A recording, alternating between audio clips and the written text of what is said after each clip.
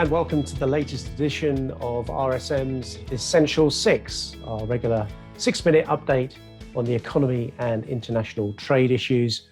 I'm joined by Joe Brusuelas, RSM chief economist. Joe, how's life in Austin this week? Oh, life is pretty good here in the United States. You know, here in Austin, the economy is largely reopened. So you really can see society come back to life.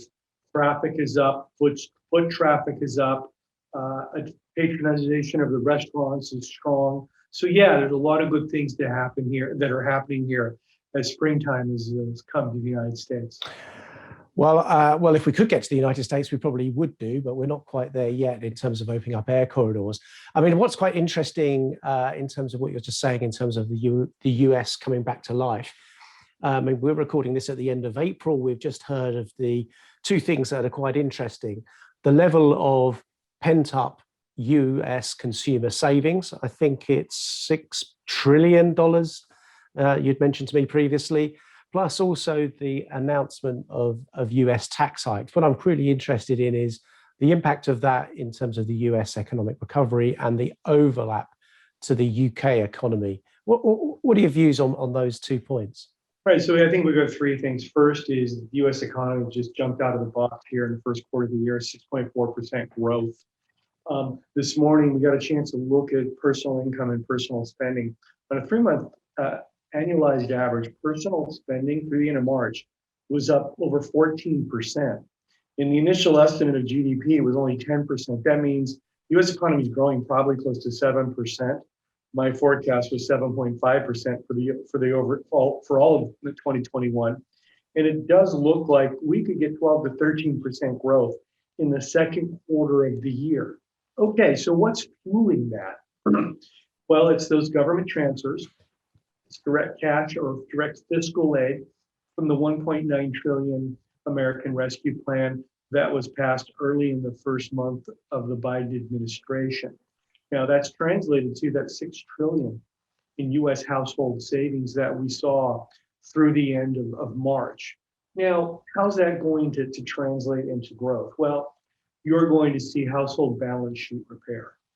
You're going to see the establishment of cash buffers against future shocks. You're also going to see very healthy spending. In fact, the increase in spending in March was in income was 21.1%. That's the highest since we started keeping such statistics in 1946. We're talking about the time of Churchill and Truman, right? Wow. So these are very heady days, Simon.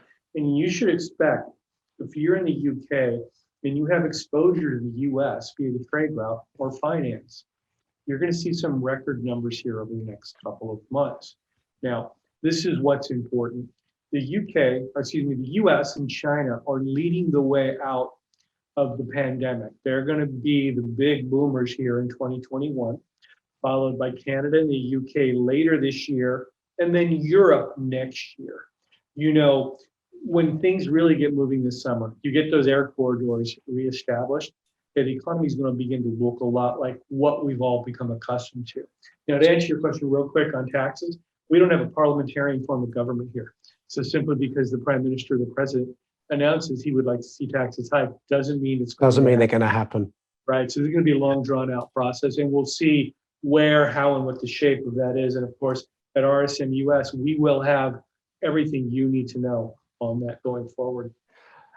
That's a really good point. I mean, there'll be a lot of collateral that will be produced by RSM UK and RSM US in the weeks ahead. Let's just talk about that point about UK and US growth. Just really quickly, what are your projections of UK economic growth for 21 and 22? Previously, you'd been saying 4 to 5%, 4.5% for the 2021 GDP growth for the UK, and maybe 7% next year. Is that slightly conservative at the moment?